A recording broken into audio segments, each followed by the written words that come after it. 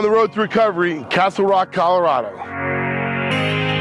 Live from Millville, New Jersey, I'm on the road to recovery. We're on the road to recovery in Morgantown, West Virginia at Mountaineer Field. And live in Scranton, Pennsylvania, I'm on the road to recovery.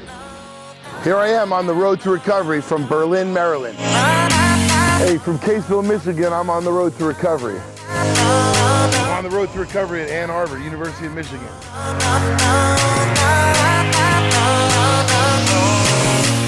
So as on the road to recovery visited Tennessee in the Bristol area, I got a chance to meet a guy named Matt Miller. Really impacted me, and I was very eager to share his story with the world. Overcoming addiction is important to share, especially with people who might be seeking that path to recovery, and I couldn't wait to share Matt's story. Overcoming adversity, overcoming addiction, and finding his path to recovery. This is Matt's story. I was a great kid in high school. You know, I didn't have a bad life growing up. That's where I think a lot of the stigma comes from, that people think everybody that gets addicted to drugs are you know, some homeless person or just someone that's, you know, been abused or something when they were kids. It's not always the fact. I got a full ride scholarship to college. For me, what happened with me is I went through a very traumatic episode where I had a girl lie to me about being pregnant, like literally send me ultrasound pictures that were never real, and this is just the Cliff Notes version, and it was rough.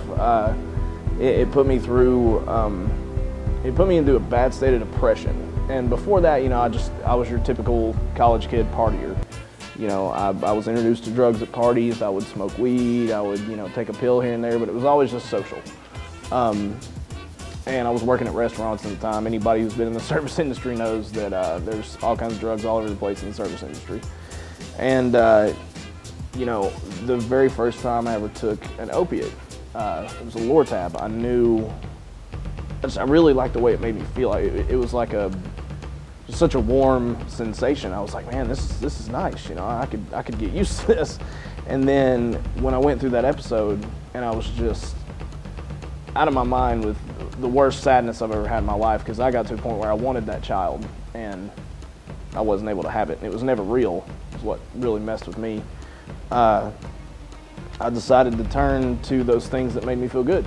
First, I was just doing, you know, a couple a day or such, you know, stuff like that. And then I came into a little bit of money, and I decided, oh, I'm gonna start selling these things. I'll make some money doing this. And that's what a lot of people, or at least people like me, addicts, if you think you can make money at it and not do all your stash, you're out of your mind. And that was me. You know, at first I was like, oh yeah, I can get some for free and make a little money. And then it got to where I wasn't making any money, and I ended up out of money. And I was very severely addicted at that point, physically and mentally. And after that is when the trouble really started. All of a sudden, my family doesn't want to see me. They don't want to talk to me. I'm getting evicted from places. I'm getting kicked out of my house. You know, my friends want nothing to do with me. And I just couldn't seem to understand why. I went to several different rehabs. And most of the time it was to please my family. It wasn't for myself. I didn't want to get clean. I wanted to stay high all the time. And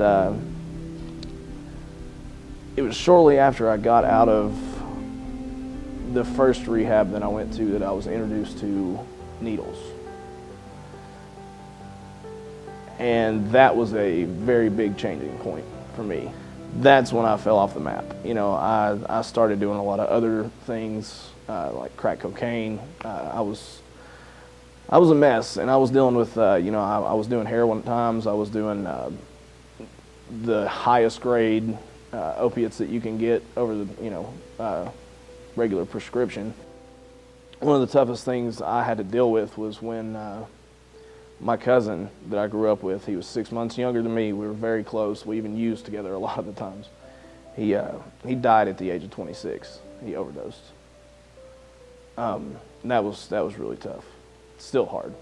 It's been going on 4 years ago, and I still miss the guy every day. He was a best friend, but it still didn't stop me. You know, it might have slowed me down a little bit because it scared me, but it still didn't stop me. And then I got backed into a corner by, you know, I didn't have any choice. I was living at a house that my family owned, and they said that I could either go to another treatment out in Minnesota or I could live on the streets, that they weren't going to be a part of it anymore. And I went to a place out in Minnesota called Redemption House, and it was an amazing program. It was a faith-based program. I don't want to call it a rehab because it wasn't really a rehab. It was more of a sober living environment. And I was out there for a couple of months. I came back too soon. Shouldn't have came back when I did. And when I got back, I thought, I can control it now. It's that trick you always play. You always, you know, play on yourself. I can control it this time. I got it. I'm good. And I decided that I was going to get high a couple more times. Well, one of those times I had also been drinking, and I picked up my second offense DUI. And I had to go sit in jail for 45 days. Well, those 45 days really got me thinking that I was just incredibly tired of this life. I was incredibly exhausted with that lifestyle and everything that came with it. I couldn't do it anymore, and I just consciously made the decision that I was going to stop. And I talked to God, and He kind of guided me through it. And that was kind of where I decided that I wanted to be in recovery.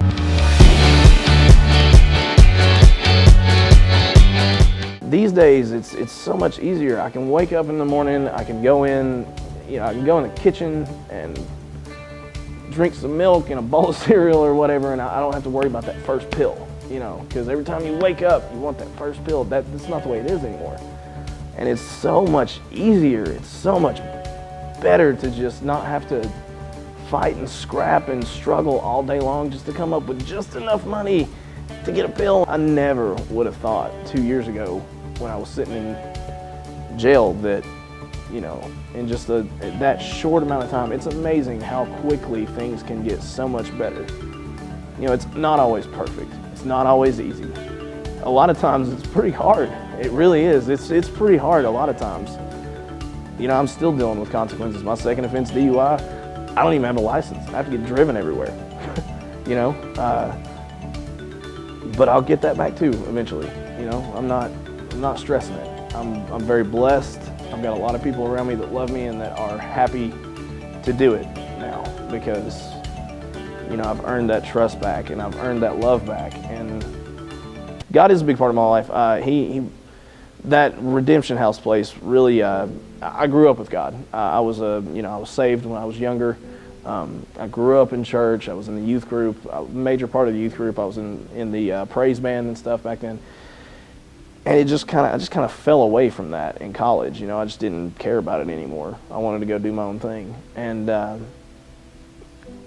you know, there was a time when I got really, really mad at God, and it was pretty much right when the addiction started. I literally remember standing outside the house that I was living in at that time, and it was in a really small neighborhood.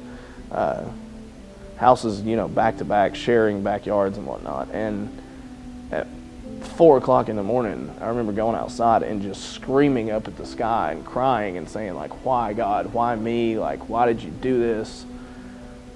I thought you were loving, and I just got so mad that I just kind of got to this point where I was like, you know what, God, just screw you. I'm just going to do everything on my own. And lo and behold, that's where it went so downhill, you know. But yeah, nowadays, you know, God, he gives me so much every day.